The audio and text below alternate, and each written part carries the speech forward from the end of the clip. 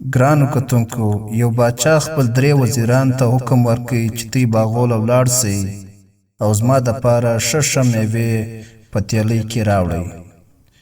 3 سره وزیران په دا خبره ډېر حیران سو، خو بیا هم د باچا حکم و، د هغه تعمیل یې وکړي. اور باغچو ته ولاړو او د باچا دپاره میوې جمع کېدنګ شروع کړو.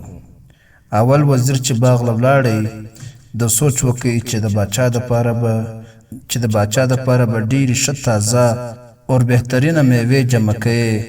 نو د ده په دا کار کې ډېر ټایم ضایع سو، خو بیا یې هم تیلۍ ډکه کړه او د باچا طرف رالی. اور دویم وزیر چې و، هغه سوچ وکړي چې باچا خو هره میوه نه ګوري، نو لہذا دله چې کوم میوه په لاس ورتله د هغه په تیلۍ کې اچوله. په دې کې خراب میوې هم په لاس ورلې او سمې میوې هم په لاس ورلې، خو ده ودې ته نه کتل، د جمع کول. تیلۍ یې ډک کړه او د باچا طرف ته ولاړی. دریم وزیر سوچ وکړي چې باچا د میوې خو نه ګوري او دا یې هسې موږ ته یو حکم کړی دی. نو دی راولاړ سو، تیلۍ یې د واښو او د نورو شیانو ډکه کړه او ټیم یې بچت کړي او باچا طرف ته ولاړی. دا بله ورځ باچا 3 سره وزیران راوبلل او دوی ته حکم ورکړي چې خپلې تیلۍ خپل ځان سره ونیسئ.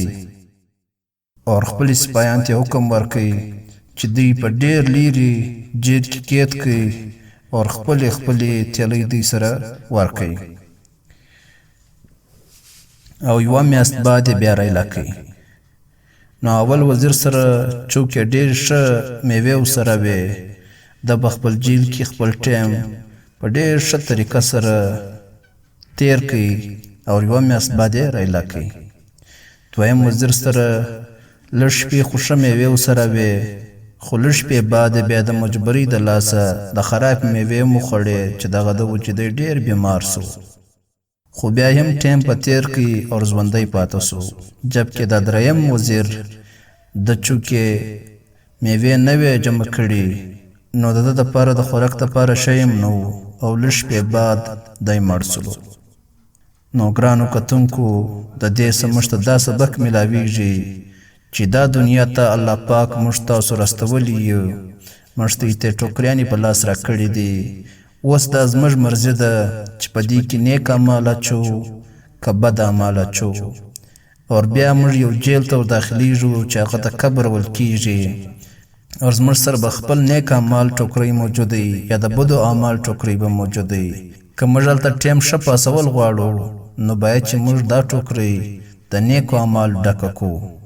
اوس زموږ سره ټایم هم شته، باید چې 5 وخته خپل رب یاد کړو او نیک عملونه وکړو.